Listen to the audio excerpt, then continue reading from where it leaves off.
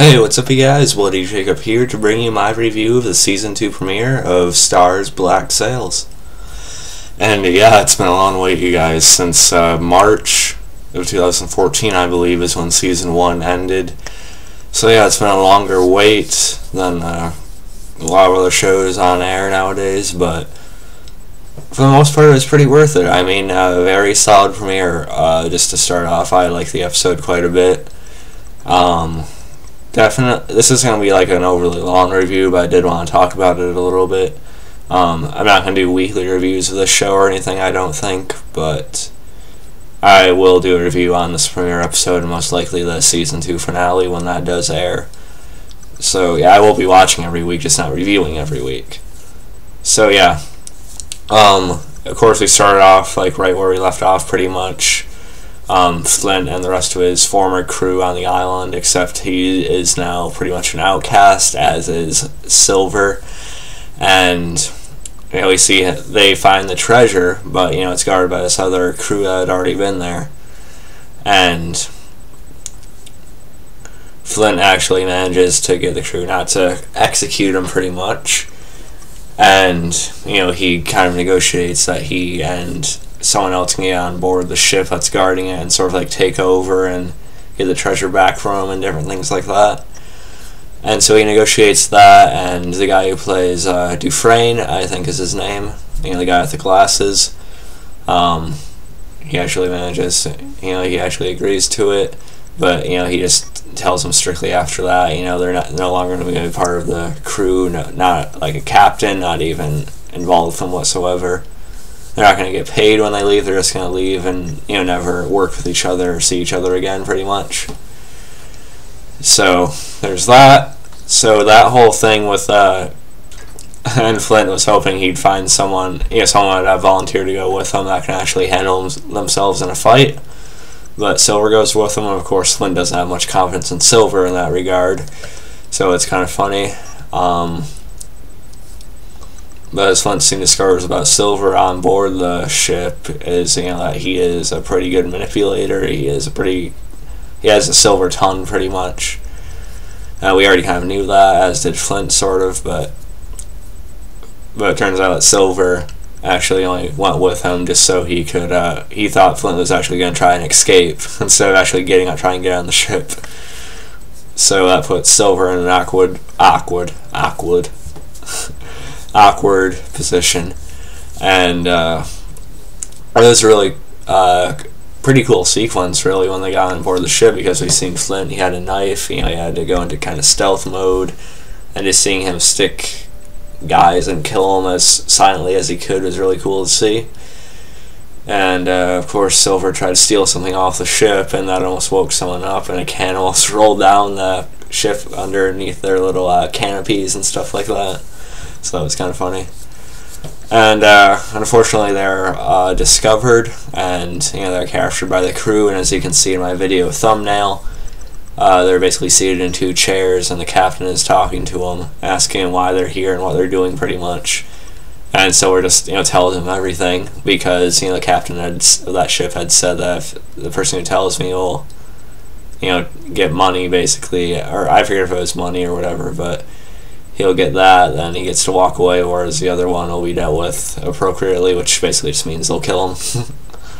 And so Silver spills the beans completely, and you know, Flint's a little pissed off about that, but you'll see Silver had a plan all along. Just when they're about to shoot Flint dead, Silver comes from behind the captain and hits him in the back of the head with a bottle. And this is one of the funnier parts of the episode. You know, right when Silver knocks out the captain, or probably kills him with a bottle, I'm guessing. You know, two other guys over there are looking at him, and you know, Silver's like, "Wait, do I have to fight them?" And Flint's like, "Well, what do you fucking think was gonna happen?" Excuse the language, but that was just kind of funny. You know, eventually they both Flint and Silver managed to kill the two other members that were in there with them. And the other members of their sort of crew show up, and they do take over the ship. But they go under fire. They get under fire from the others that were on that shore, and you know, they do have to sail away from the treasure at that point. And Dufresne pretty much reiterates that, you know, they're not going to be a part of the crew anymore, and Silver actually talks to Flint, saying, "Oh yeah, I know what you're thinking. I think you want to, you know, you want to return to the island armed with the teeth and get that treasure, basically," which Flint does not deny whatsoever. And Silver basically says, "Yeah, you want to regain your captainship.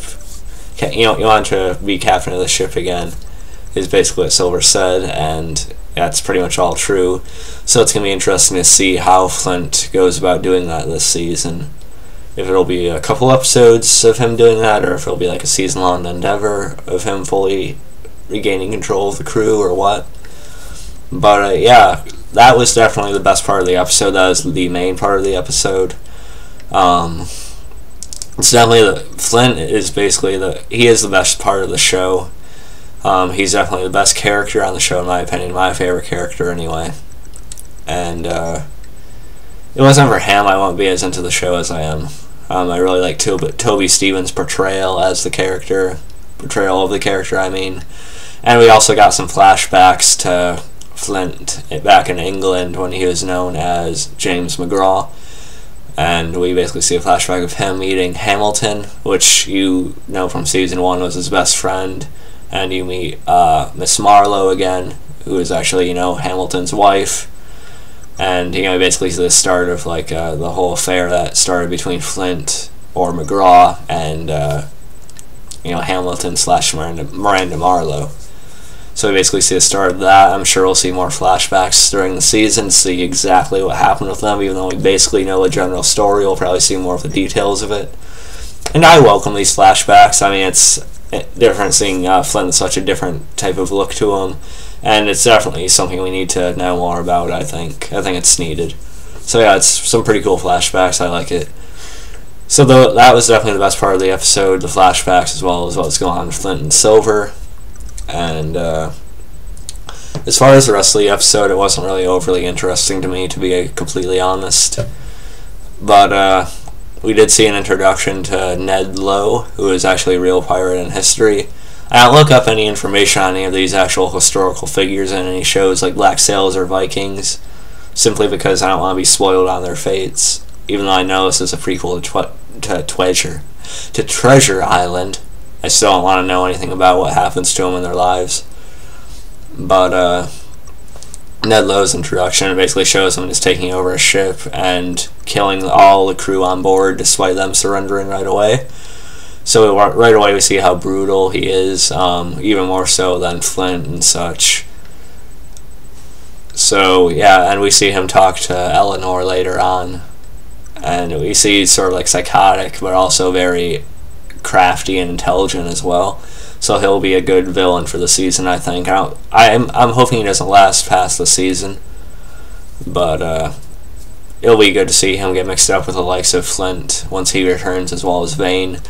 And as far as Charles Vane goes, you know, he's taken over that fort on Nassau, the island, and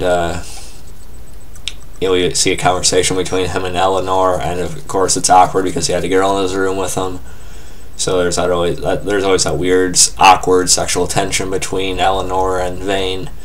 And based on the previews, if you've seen the trailer, spoilers, you know that they're probably going to hook up again at some point this season, Eleanor and Vane, which kind of contradicts what we see in this episode, with Eleanor being as defiant against him as possible. And she is pissed at him, you know, for not showing up at the meetings now that he is in this new position of power. And Vane basically talks about how he could, you know, shoot Flint down once he returns with the treasure, if he does at all. But, you know, we know that's not going to happen. I am looking forward to the inevitable clash between Flint and Vane. I think that has to happen. I think I've seen a flash of it in the previews. That should be a really intense fight. As Gates said back in Season 1, Vane is the most brutal and capable fighter, only below Captain Flint. So Captain Flint's supposed to be known as a slightly tougher guy in a fight. But it'll still be an intense fight either way. I'm definitely Team Flint all the way. So yeah, it'll still be pretty awesome though, and I think Vane will have to deal with Ned Low to some capacity as well. So that should all be pretty good. And we see Max hooking up with I forget what her name is. Give me a second. I also did want to note that Dufresne was recast as well. I heard the original actor had some health problems. I'm not exactly sure. I heard brain tumor. I'm not sure about that though, but if he does have health problems, I feel really bad for him. I'm sorry.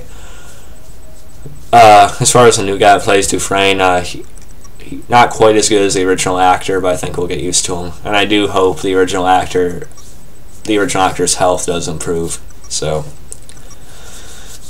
cheers for you, man. Anyway, Max hooked up with, let's see.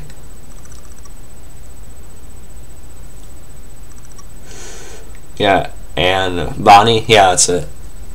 You know, the girl that's always working with Jack and things like that. Max and her hooked up, which we kind of seen after Bonnie had helped her out in the previous season, you know, with all those men that raped her. We kind of knew that was going to happen, but I don't know, for some reason I'm just not feeling this chemistry between them.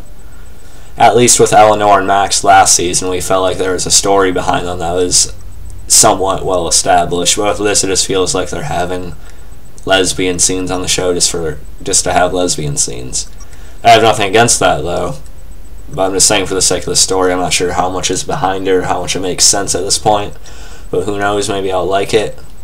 Then again, it sort of does make sense, like I said, because of what Bonnie did back in season 1, so maybe it does make sense. Maybe I'm being completely wrong right now, but the actress who plays Bonnie does a pretty good job, and I'm not really too into Max, but you know, she's just kind of there to me. But that part's okay, I guess. And Eleanor, you know, dealing with Ned Low, that was decent for the most part as well. So yeah, overall, that's all I have to say about this episode anyway.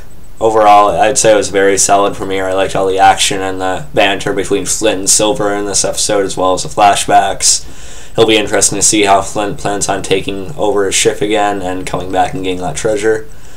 Looking forward to inevitable clashes with Flint, Vane, and now Ned Low. Looking forward to that.